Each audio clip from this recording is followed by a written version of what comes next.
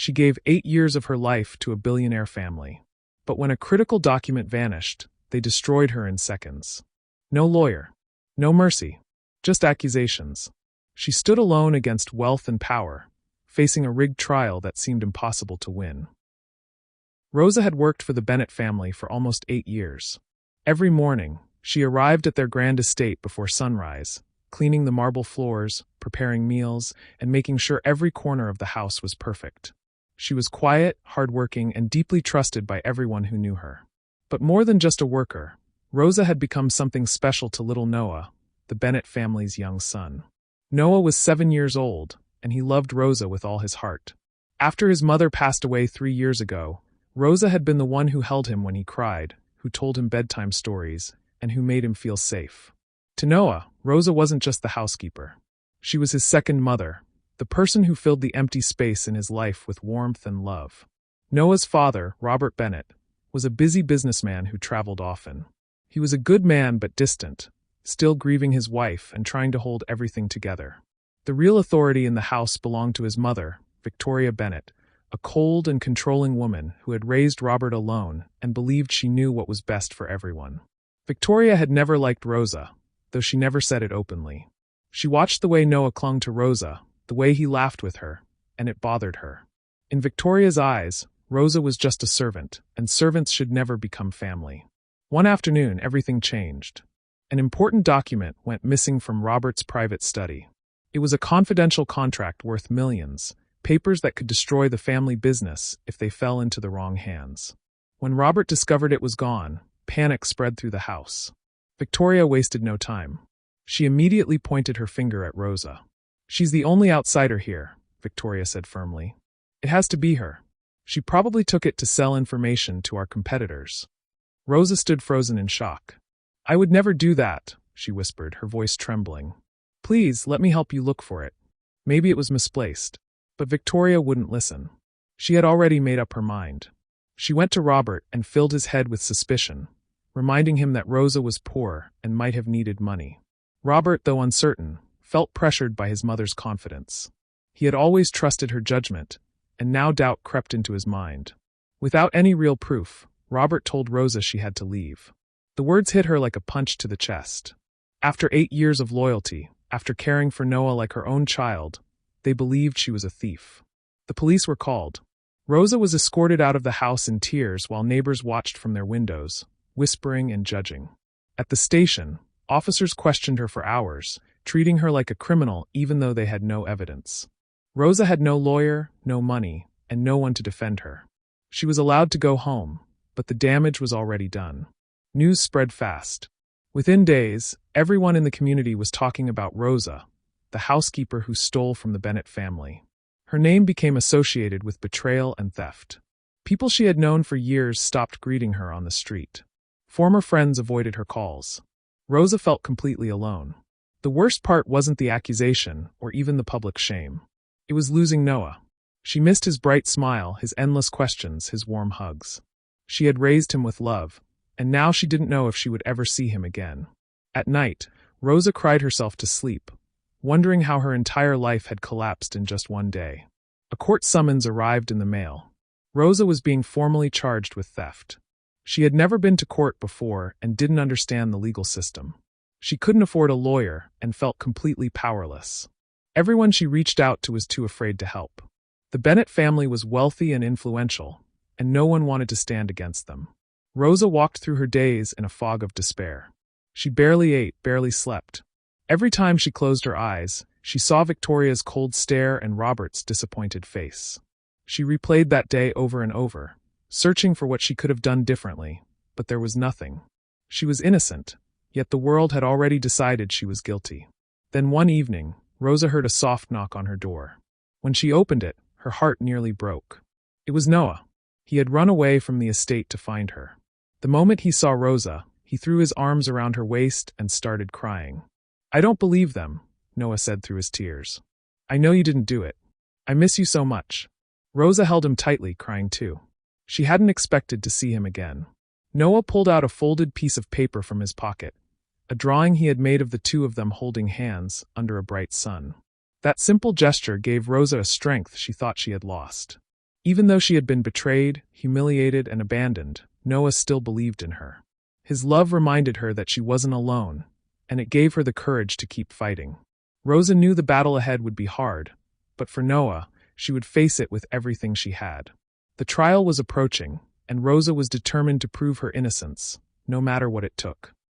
Before we continue, if this story is touching your heart, please take a moment to subscribe to our channel and hit that like button. Your support helps us share these powerful stories of justice and truth with people who need to hear them. Don't forget to comment below and tell us where you're watching from. We love hearing from our viewers around the world. Now, let's continue with Rosa's journey. The day of the trial arrived, and Rosa walked into the courthouse wearing the same simple dress she had worn while working at the Bennett estate. It was all she had. Her hands shook, but she held her head high. Inside the courtroom, people whispered and stared at her with judgment in their eyes. Victoria Bennett sat in the front row, calm and confident, as if the outcome was already decided. Robert sat beside her, his face unreadable, avoiding Rosa's gaze. The prosecutor, hired by Victoria, stood and began painting Rosa as an opportunist who had betrayed the family's trust. He called her ungrateful, manipulative, and desperate. He made it sound like Rosa had planned everything from the beginning, using her position to steal valuable information. Rosa sat quietly, her heart sinking with every accusation. She had no powerful lawyer to defend her, only a young legal intern named Grace who had volunteered to help for free. Grace did her best, but she was inexperienced and outmatched. The prosecutor presented witnesses, people from the estate who seemed to support Victoria's version of events. Some had clearly been pressured to speak against Rosa. The trial felt hopeless. Then, in the middle of the session, the heavy courtroom doors suddenly swung open. Everyone turned to look. It was Noah. He had escaped from his nanny and run all the way to the courthouse. Without hesitation, the boy sprinted down the aisle straight to Rosa and wrapped his arms around her. "Stop!" Noah shouted, his small voice echoing through the silent room. "She didn't do it. I know who did." The courtroom erupted in shock. The judge called for order. Victoria's face went pale. Robert stood up, stunned.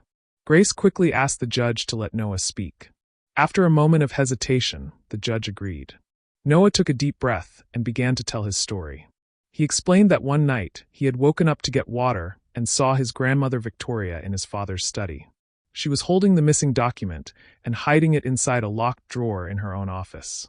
Noah had asked her what she was doing, but Victoria told him he was dreaming and to go back to bed.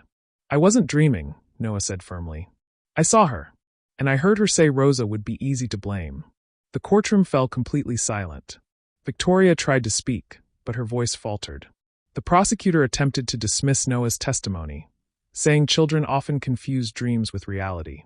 But Noah described details too specific to ignore: the exact location of the drawer, the color of the folder, the time on the clock.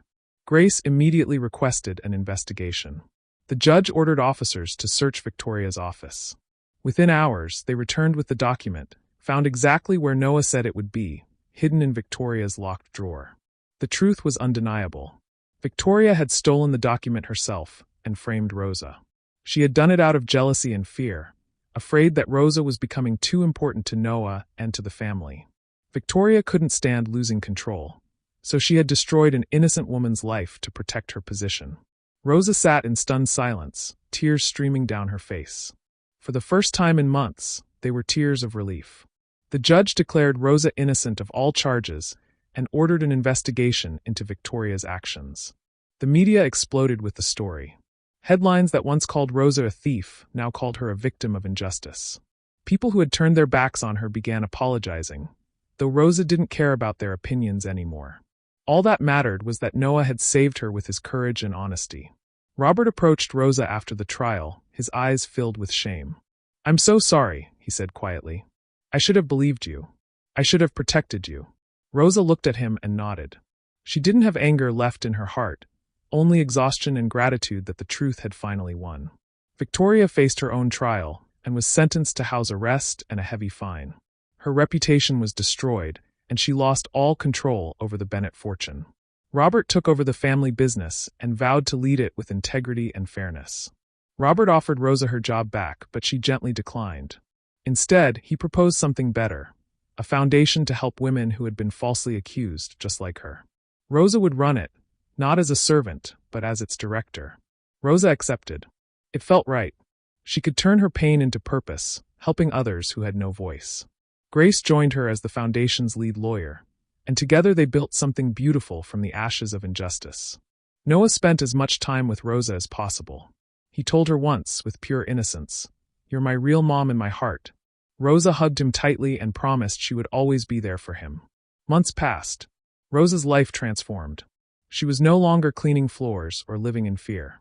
She was leading meetings, helping women, and making a real difference. She walked through the city with her head high, no longer ashamed. One evening, Rosa stood outside watching the sunset, its colors painting the sky in gold and pink. She thought about everything she had endured, the accusations, the loneliness, the courtroom, the fear. But she had survived it all. The truth had been her shield, and love had been her strength.